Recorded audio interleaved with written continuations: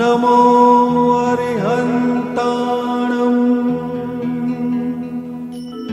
नमो सिद्धाणम् नमो आयर्याणम् नमो वज्जायाणम् नमो लोये सव्वसाहुणम् एसो पञ्चनमुक्कारो सर्वपावपणासनो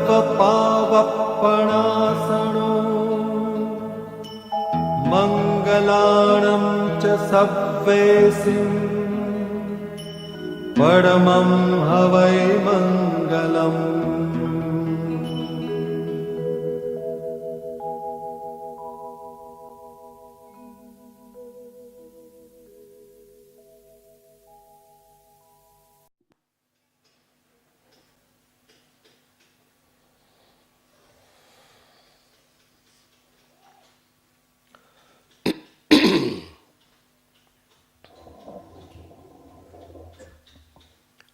सावधान थी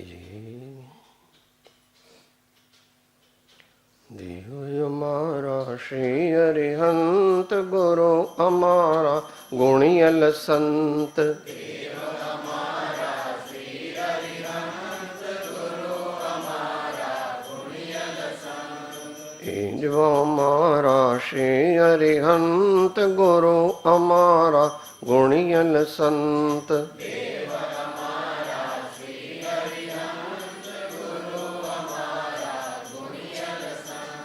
देव हमारा श्री अरिहंत गुरु हमारा गुणियल संत देव हमारा श्री अरिहंत गुरु हमारा गुणियल संत देव हमारा श्री अरिहंत गुरु हमारा गुणियल संत देव हमारा श्री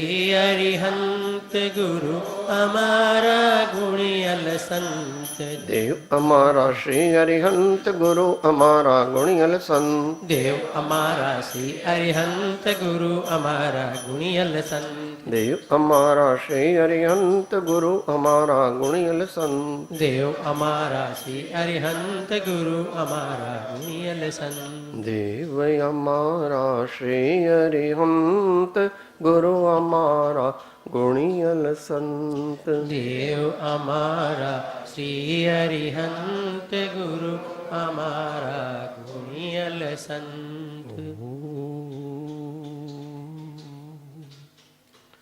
अज्ञानतिमिरान्धानां ज्ञानाञ्जनशलाकया चक्षुरुन्मीलितं येन तस्मै श्री गुरवे नमः तस्मै श्री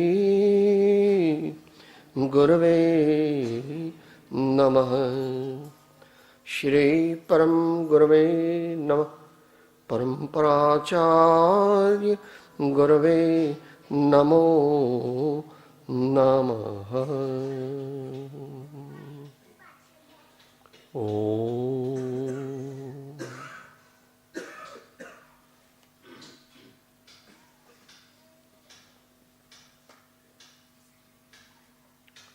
આપણે આજે મુરબી શ્રી રમણીકભાઈના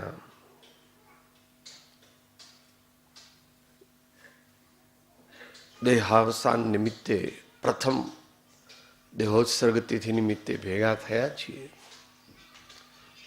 એ પ્યોરલી સોશિયલ ઇવેન્ટ ના બની જાય એવી જાગૃતિ રાખીએ તો સારું.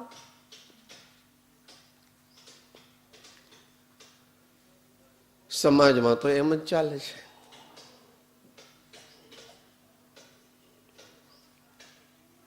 પણ પરમાર્થ માર્ગે કોણ ચડી શકે છે?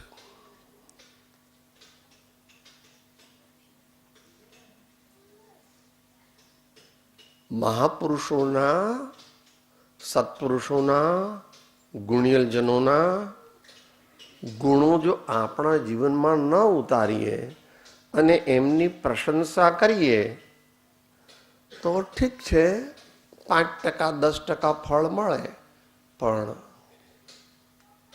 crux of the matter will not be achieved. બોલીએ તો છીએ, ગુણથી ભરેલા ગુણજન દેખી હૈયું મારું નૃત્ય કરે, તે સંતોના ચરણ કમળમાં મુજ જીવનનું. એવું થાય તો આપણે આજે જે સભામાં આવ્યા અને આપણી અંજલિ અર્પણ કરી એ સાર્થક છે. નહીં તો રૂઢિગત દુનિયા ચાલ્યા કરે છે, દુનિયા રૂઢિગત ચાલ્યા કરે છે. એ સત્પુરુષનો માર્ગ નથી. સત્પુરુષનો માર્ગ ખૂબ વિચારપૂર્વક, દ્રઢતા સહિત મહાપુરુષોના રસ્તે ચાલવું અને ગમે તેવા અઘરા અને કઠિન પ્રસંગો આવે તો પણ તેને વળગી રહેવું. એવું નાના હતા ત્યારે ટેનિસનનું કે કોઈનું કાવ્ય આવતું હતું, lives of great men all remind us to make our lives sublime. Lives of great men all remind us to make our lives sublime. પણ આજકાલ દેખાદેખી ની દોડ ધૂપમાં કે સાહેબ ભગવાનની વાત તો હવે જ્યારે ઘરડા થઈશું ત્યારે વિચારીશું, પણ ઘરડા થશે કે નહીં એ નક્કી નથી. દરેક માણસ ઘરડો થઈને જ જાય એવું નથી.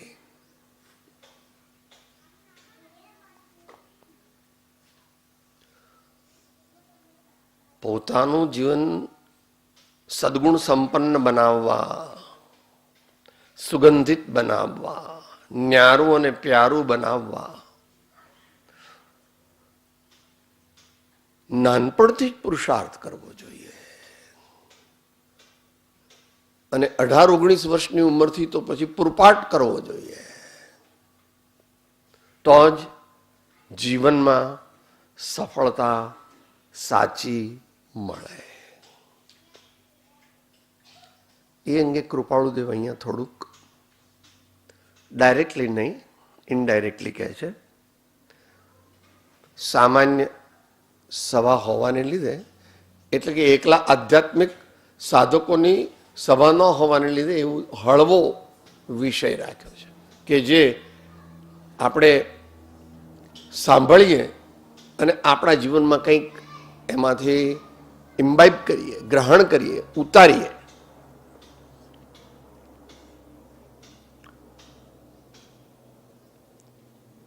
પરમ કૃપાળુ દેવે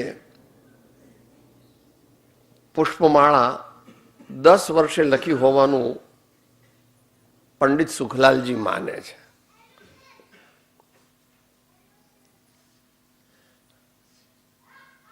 એમાંના 2 કે 3 મણકા વિચારીએ સમયની મર્યાદામાં, લગભગ 30 મિનિટ 28 મિનિટ. જો તું સમજણો બાળક હોય તો વિદ્યા ભણી અને આજ્ઞા ભણી દ્રષ્ટિ કર.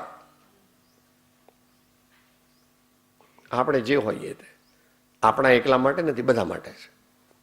અને આપણે પણ આધ્યાત્મિક માર્ગમાં હજુ બાળક નથી, હજુ તો માતાના ઉદરમાં છે, જન્મે નથી. જગતના જે જીવો આત્મકલ્યાણ માટે પુરુષાર્થ કરતા નથી સમજણપૂર્વક, તેઓ હજુ જન્મ્યા, ભલે તેમની ઉંમર 70 વર્ષ હોય કે 80 વર્ષ હોય.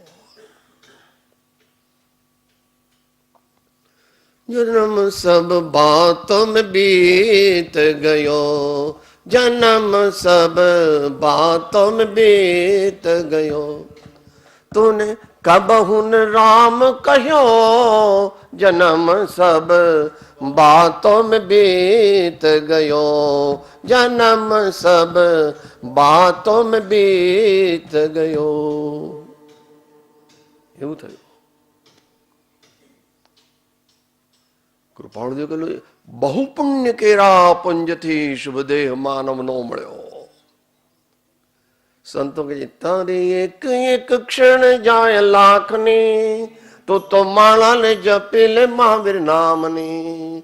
તારી એક એક પળ જાય લાખની, તો માળા રે જપી લે મહાવીર નામની, તો માળા રે જપી લે પ્રભુ નામની. It falls on our deaf ears. આપણે આપણી જાતને સંતો, ધર્માત્માઓ, મહાજ્ઞાનીઓ, આચાર્યો અને તીર્થંકર ભગવાન કરતા પણ વધારે હોશિયાર માનીએ છીએ કે સાહેબ ભગવાનને બધી કઈ ખબર પડે? ભગવાન તો બાવા હતા એટલે ભગવાનને કઈ બધી ખબર પડે? ખબર નથી. તને ખબર નથી, આ બેઠા છે તે જ. ચક્રવર્તી હતા, પછી તીર્થંકર થયા અને કામદેવ હતા. શ્રદ્ધા નથી, અંદરમાં શ્રદ્ધા નથી. ભગવાનની વાણી તું કેવી માને છે? તારા આત્માને પૂછજે. તારા આત્માને પૂછજે કે ભગવાનની વાણી, આચાર્યોની વાણી, જ્ઞાનીઓની વાણી કેવી છે, શું છે?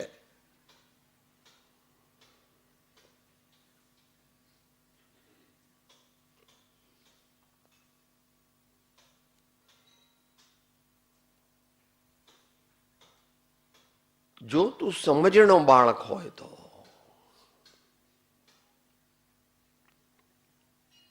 કારણ કે સમજણ વિના કોઈ પણ જીવનના ક્ષેત્રમાં વિકાસની સંભાવના છે નહીં.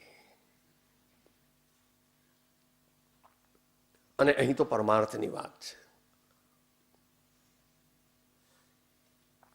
સમજ વિનાનો રે સુખ જીવને નથી, સમજ વિનાનો રે સુખ જીવને નથી. ભલે કોટી યુગો વહી જાય, સમજ વિનાનો રે સુખ જીવને નથી. પહેલી ગાથા. મારે ત્યાં આધ્યાત્મિક છે.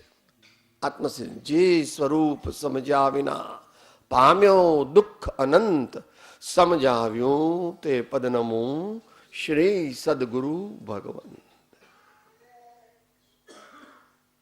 આલોચનામાં બોલીએ છીએ સમજ સાર સંસાર મેં સમજું ટાળે દોષ, સમજ સમજ કર હી ગયા જીવ અનંતા મોક્ષ, સમજ સમજ કર હી ગયા જીવ અનંતા મોક્ષ.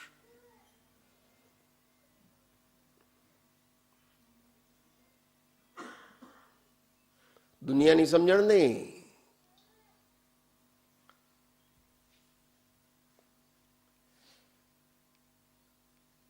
બાળક હોય તો વિદ્યા ભણી અને આજ્ઞા ભણી દ્રષ્ટિ કર. આપણે બધા બાળક જ છીએ.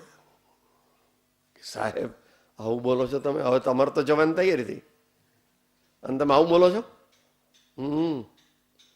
હા ભાઈ,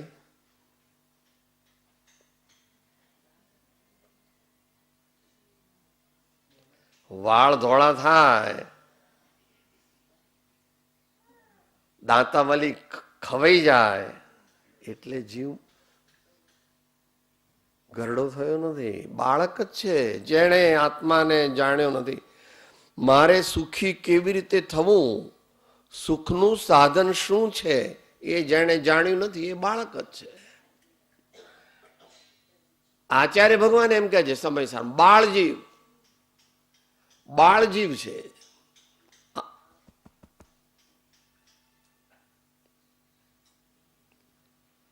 એ તો પ્રમાણથી અર્થ કરીએ તો પણ કહે છે બાળપણમાં બે વસ્તુ મુખ્ય છે, એક વિદ્યાની ઉપાસના અને બીજું બાપુજી, બા અને વડીલોની અને ગુરુઓની આજ્ઞાનું પાલન. બાળપણ જો સફળ કરવું હોય તો મા બાપની, વડીલોની, સદગુરુ ભગવંતોની આજ્ઞા સમજવી, માનવી, પાળવી. ગમતું નથી એ તો દવા લઈએ ત્યારે કડવી લાગે, પણ દવા કડવી લાગે તો પણ લેવી, કારણ કે એ દવા દ્વારા રોગ મટવાની પૂર્ણ સંભાવના છે. સાચી દવા.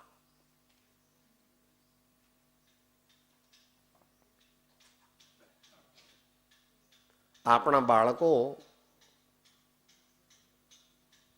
તે પેલી આયાબાઈ ના ઉછરે. આ તો બંને જણા સવારે 7 વાગે 8 વાગે જતા રહે, રાતના 8 વાગે આવે.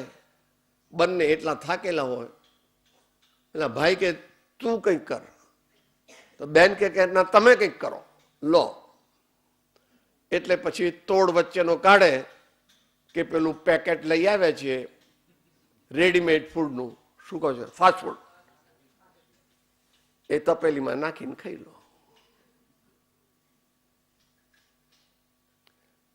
અને આપણે કહીએ વી આર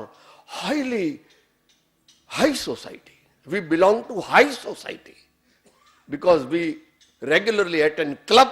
એન્ડ અહીંયા તો ન કહેવાય બહુ, પણ થોડા ક્લબમાં પબ હોય જ. બંને ભગવાન મહાવીરની આજ્ઞાથી 100% વિરુદ્ધ છે. 100%, 99% નહીં. બંનેનો નિષેધ કરેલો છે. કુસંગતિ અને પેલું તો સપ્તવ્યસનમાં આવે છે. જુવા, આમિષ, મદિરા, દારી, આહે, ટકચોરી, પરનારી, યહી સપ્ત વ્યસન દુઃખદાયી, દુરિત મૂલ દુર્ગતિ કે જાય.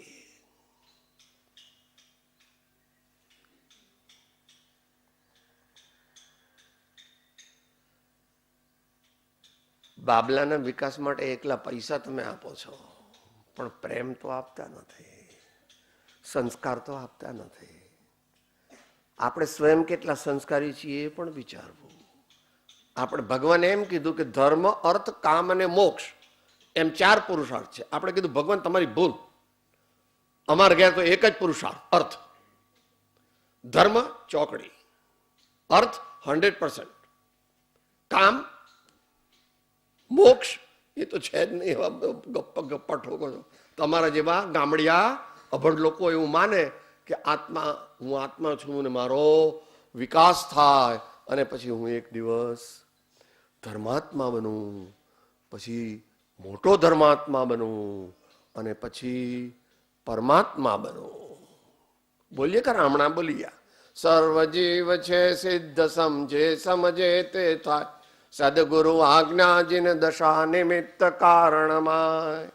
ખોટ ખોટ બોલવાનું. આપણે આ મુકેશભાઈ બોલાયા અહીંયા ક્યાં બોલી જવાનું. બધું સાચું ખોટું હતું. આ ચોપડીમાં ખોટું ખોટું લખેલું હોય પહેલાના જમાના અભણ માણસોનું.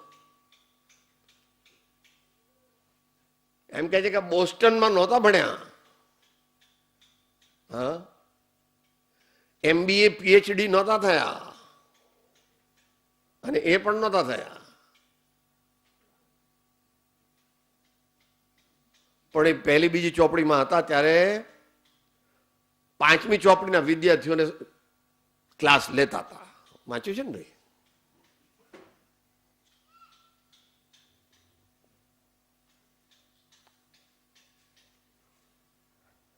બંને વસ્તુને આપણે ધ્યાનમાં રાખવી. બાળક નાનું હોય તો એને તો પોતાને ખબર ન પડે. 7-8 વર્ષનું થાય ત્યાં સુધી આપણે એને હેલ્પ કરવી જોઈએ કે એને સારા સંસ્કાર પડે, સારું બોલે, સારું રમે, સારું ભણે, સારી રીતે દરેક વસ્તુ એને જે એક્સપોઝરમાં મળે એવી હોય કે એ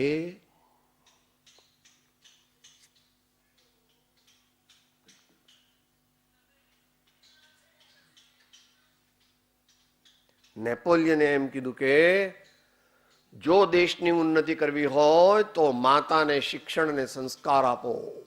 માતાને શિક્ષણ અને સંસ્કાર આપો. આ તો નેપોલિયને કીધું. અહીંયા તો આગળ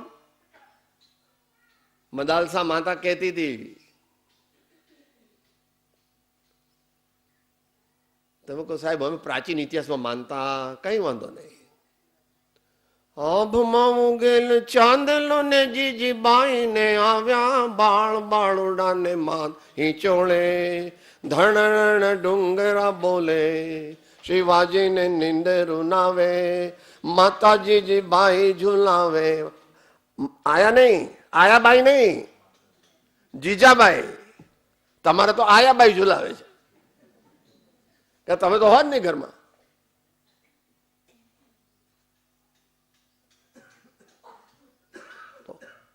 આપણા કોઈ સંબંધિત બાળકો હોય તો પછી એમને સમજાવવું કે ભાઈ બેટા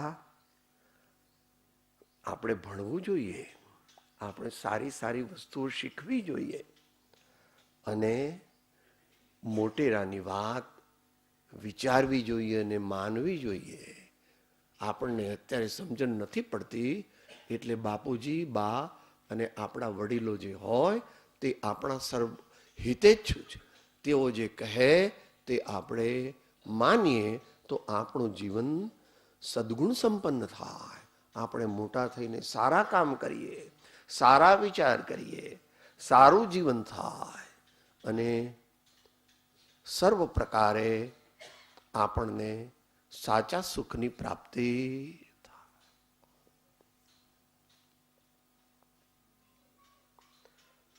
27મો મુદ્દો છે શ્રી મોક્ષ પુષ્પમાળાનો. જો તું યુવાન હોય તો ઉદ્યમ અને બ્રહ્મચર્ય ભણી દ્રષ્ટિ કર.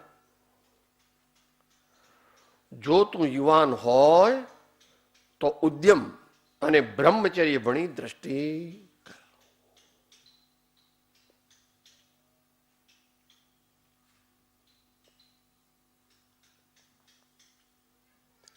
વિસરાતા મૂલ્યોને પાછા લાવીએ.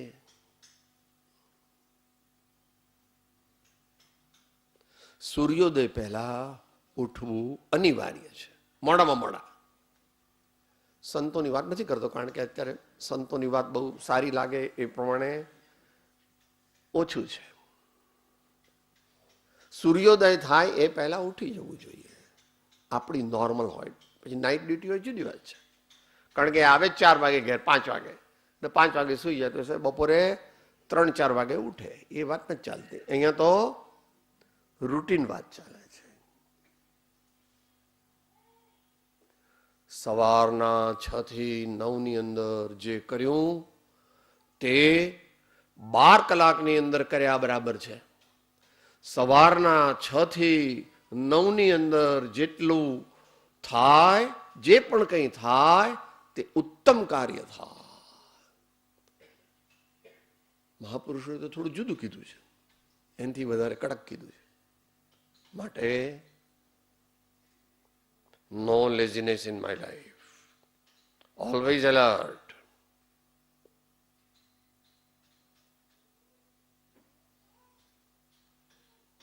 ઉદ્યમ, ઉદ્યમ, પ્રમાદ નહીં.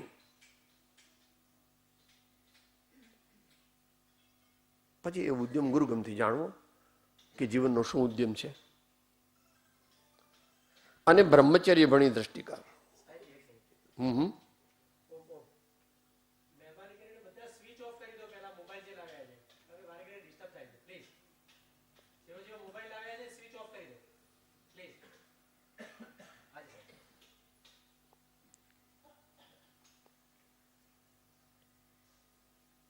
ઓમ.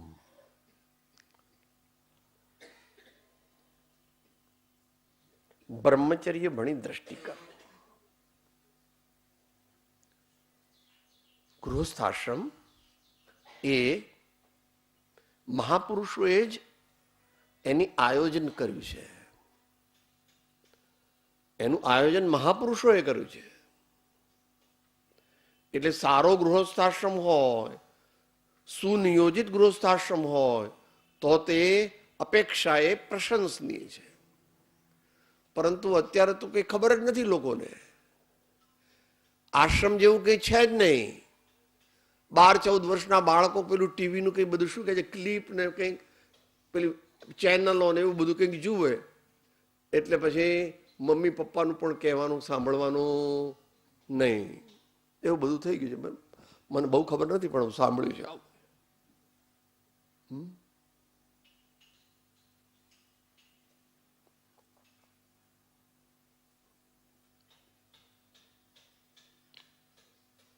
આમ તો બ્રહ્મચર્યનો અર્થ નિશ્ચયથી તો બહુ ગંભીર છે. આપણા મૂળ સ્વરૂપમાં સ્થિર થઈને અતિન્દ્રિય આનંદનો અનુભવ કરવો એને બ્રહ્મચર્ય કહેવામાં આવે છે.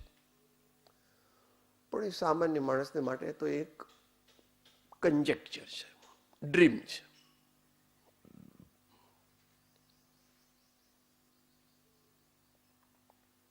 જેને મહાન થવું છે કોઈ પણ વિષયની અંદર એને માટે બ્રહ્મચર્ય આવશ્યક છે.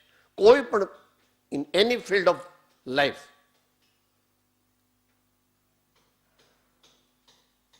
આપણા એક્સ પ્રેસિડેન્ટ હતા ને અબ્દુલ કલામ,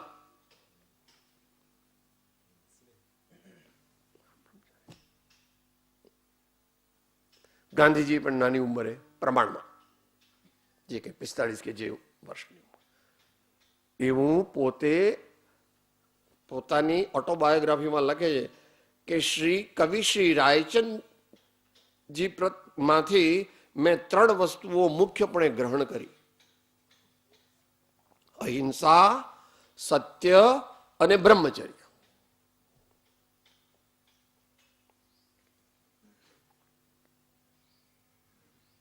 કોઈ પણ મહાન કાર્ય કરવું હોય તો તેને માટે બ્રહ્મચર્ય એ આવશ્યક છે.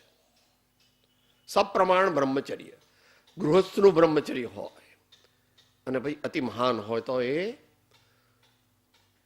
100% બ્રહ્મચર્ય હોય.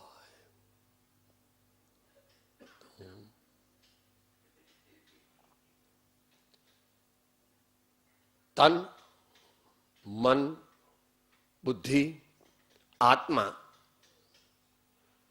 અને ટોટાલિટી ઓફ ધ પર્સનાલિટી તેનો વિકાસ કરવા માટે બ્રહ્મચર્ય તે અત્યંત ઉપયોગી મહાપુરુષોએ અનુભવેલું આપણને કહ્યું છે.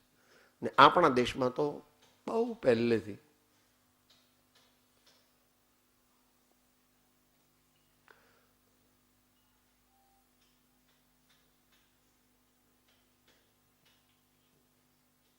કોણ બાળકોને શુદ્ધોસી બુદ્ધોસી નિરંજનોસી સંસાર માયા પરિવર્જિતોસી ઉદાલસા મદાલસા માતા કહેતી હતી પોતાના બાળકોને.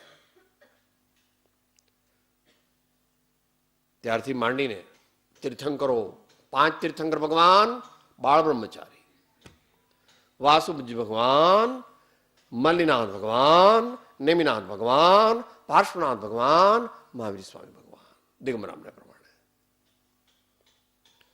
ધરી બાલક પણ દીક્ષા કમઠ માન વિદાર કે શ્રી પાર્શ્વનાથ જિનેન્દ્ર કે પદમય નમો શિરધાર કે. આપણે એટલું બધું એક્સપેક્ટ બધા પાસે કરતા નથી, પણ સિદ્ધાંત સ્વીકારવો જોઈએ, જે સત્ય છે તે સ્વીકારવું જોઈએ. માટે કોઈ પણ મહાન કાર્ય કરવા માટે બ્રહ્મચર્ય એ વિશિષ્ટપણે આપણને ઉપયોગી છે. તો એ પ્રમાણે યુવાનને કીધું. યુવાનને માટે મુખ્ય 2 વસ્તુ કીધી: ઉદ્યમ અને બ્રહ્મચર્ય. હવે વૃદ્ધ માટે કહે છે, જો તું વૃદ્ધ હોય તો મોત ભણી દ્રષ્ટિ કરી આજના દિવસમાં પ્રવેશ કર.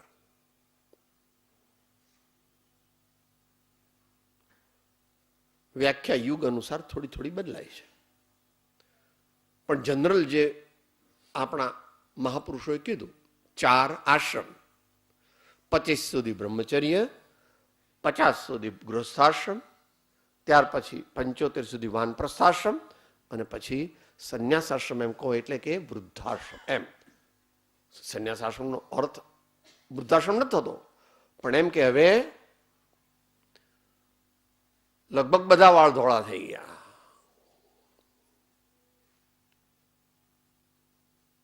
દાંત પડી ગયા,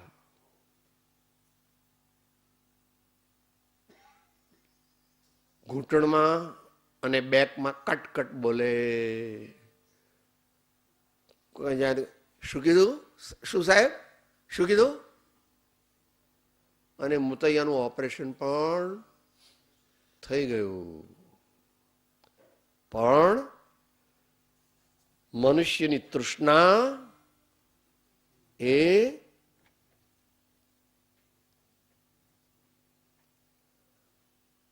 થોડું સુંદર અને થોડું મનોરંજન કરનારું પણ કૃપાળુ દેવે 49માં મોક્ષમાળાના પાઠમાં લખ્યું છે કે સામાન્ય મનુષ્ય જે કંઈ સમજતો નથી જીવનને, ગમે તેમ એને વેડફી નાખ્યું છે જીવનને, એને માટે કહે છે. આમાં પાનું 94 છે વચનામૃતની અંદર. શિક્ષા પાઠ, મોક્ષમાળાનો શિક્ષા પાઠ 49 છે, એનું છેલ્લું કાવ્ય. થઈ ક્ષીણ નાળીય વાચક જેવો રહ્યો પડી જીવન દીપક પામ્યો કેવળ ઝંખાઈને. છેલ્લી ઈસે પડ્યો ભાણી ભાઈ એ ત્યાં એમ ભાગ્યું હવે ટાઢી માટી થાય તો ઠીક ભાઈને. એમ કે બાપુજી બહુ પીડાય છે, દાદા બહુ પીડાય છે, તો હવે કંઈક એનો સોલ્યુશન આવે તો સારું. બિચારાને આટલું બધું દરેક વસ્તુમાં દુઃખ પડે છે. ખવાય નહીં, પીવાય નહીં, બોલાય નહીં, ચલાય નહીં, દેખાય નહીં, સૂંઘાય નહીં, કાંઈ ના થાય. વેજીટેટિવ એક્ઝિસ્ટન્સ કહે છે મેડિકલ ભાષામાં. છેલ્લી ઈસે પડ્યો ભાણી ભાઈ એ ત્યાં એમ ભાગ્યું હવે ટાઢી માએ માટી થાય તો ઠીક ભાઈને. હાથને હલાવી ત્યાં તો ખીજી બુઢે સૂચવ્યું તે બોલ્યા વિના બેસ બાળ તારી ચતુરાઈને. અરે રાજચંદ્ર દેખો દેખો આશા પાશ કેવો જતા ગઈ નહીં ડોસે મમતા મરાઈને. અરે રાજચંદ્ર દેખો દેખો આશા પાશ કેવો જતા ગઈ નહીં ડોસે મમતા મરાઈને.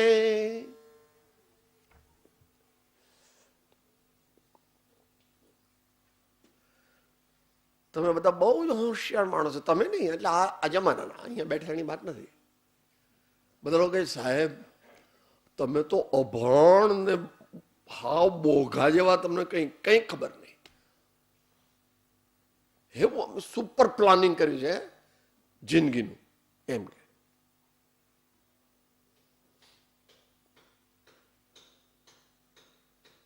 ભગવાન મહાવીર અને તેમના અનુયાયી આચાર્ય ભગવંતો કહે છે હે ભાઈ તે બધી વસ્તુની જેમ તૈયારી કરી તે મૃત્યુની તો ખાસ તૈયારી કરવી જોઈએ. મૃત્યુની તો ખાસ તૈયારી કરવી જોઈએ. શ્રાવકના 12 વ્રતોની કલગી રૂપ આચાર્ય ભગવાને 13મું સમાધિ મરણ નામનું વ્રત કીધું છે. સલ્લેખના જે કહો તે.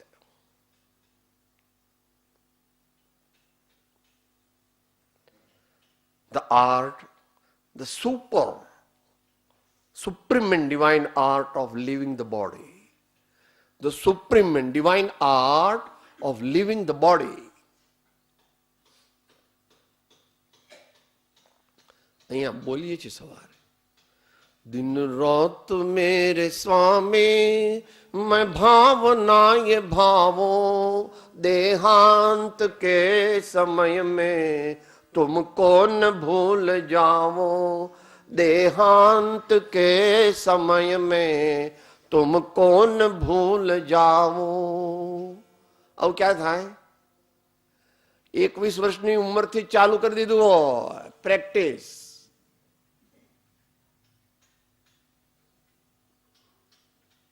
10 મિનિટ માટે પ્રેયર, વિમાનમાં હોય તો વિમાનમાં, ટ્રેનમાં હોય તો ટ્રેનમાં, દુકાનમાં હોય તો અંદર જતું રહેવાનું.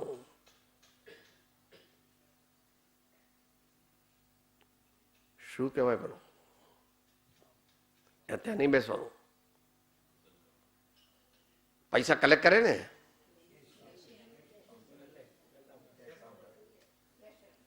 કેશ કાઉન્ટર, ત્યાં નહીં બેસવાનું. પ્રાર્થનાનો ટાઈમ થયો,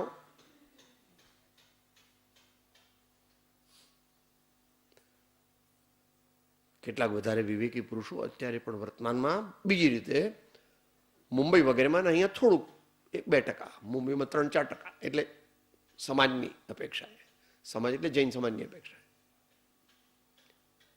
બંને વાર ઘેરથી ડબ્બામાં જે આવે તે લેવાનું, તે ખાવાનું. બહુ મોટા માણસ તો ટિફિન લાવે, 6 વાગે એટલે અંદર જઈને લઈ લેવાનું. આ તો એક સજેશન છે, આ તો એક સજેશન છે. આ તો એના કરતા અહીંયા તો બાય બાય ટાટા કહેવાનું, પછી ક્યાં જવાનું? એ તો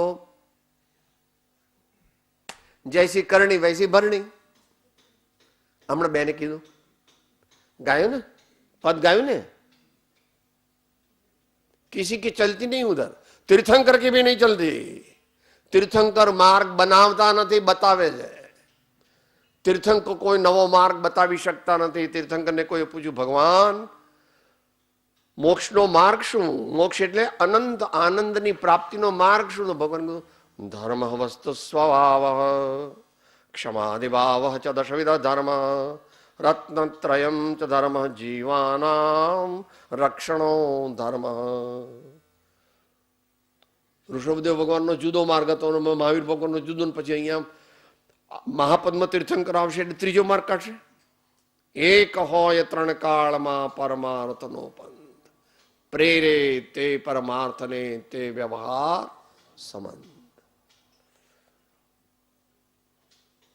જિંદગી વિશે કંઈ વિચાર્યું જ નથી, જીવન વિશે કંઈ વિચાર્યું જ નથી.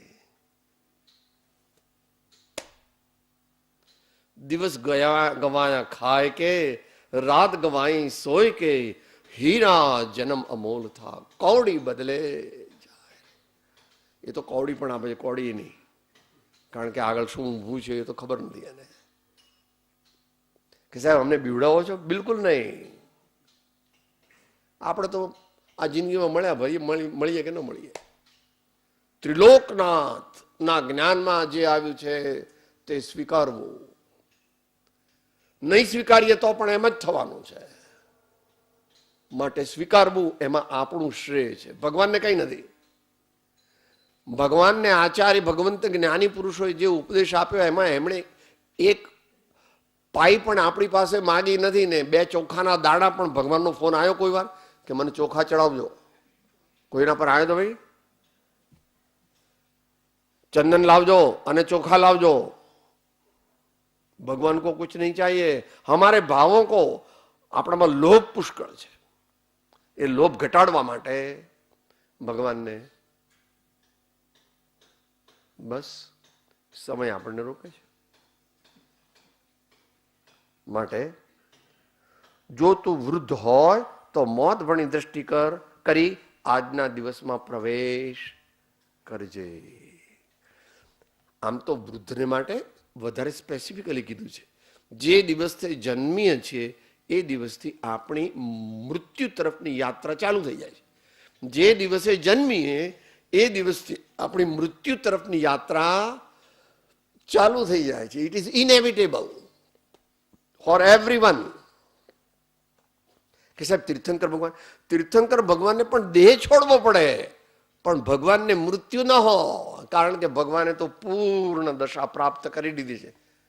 એટલે ભગવાનનો દેહ છૂટે એને શું કહેવાય? નિર્વાણ ગમન. નિર્વાણ કલ્યાણક. નિર્વાણ કલ્યાણક. તો જે મહાપુરુષોએ કીધું એ આપણે વિચાર્યું.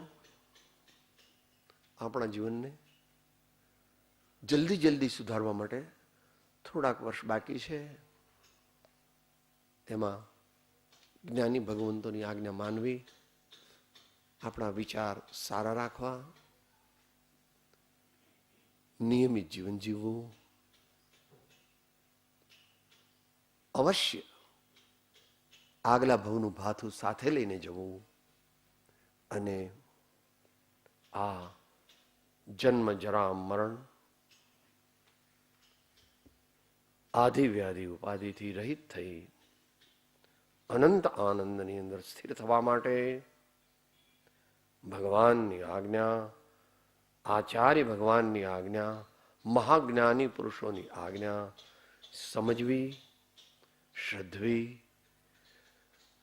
જીવનમાં ઉતારવી. એ માટે અવશ્ય સત્સંગ કરવો અને 2 વેકેશનમાં તીર્થયાત્રા અથવા એકાંત સ્થાનમાં કોઈ એવી જગ્યાએ જવું કે જ્યાં સંતનું સમાગમ મળે અને જીવન એટલે શું એની સાચી સમજણ આપણને પ્રાપ્ત કરવા મળે.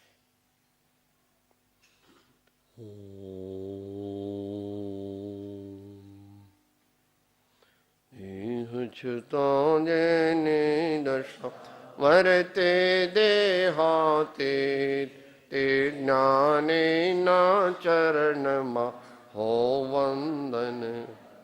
સદગુરુ પરમ કૃપાળુ ત્રિલોકના સબ સંતન કી આનંદ. હું આત્મા છું, આપનો સેવક છું, સૌનો મિત્ર છું. આત્મા છું, આપનો સેવક છું, સૌનો મિત્ર છું. હું આત્મા છું, આપનો સેવક છું, સૌનો મિત્ર છું.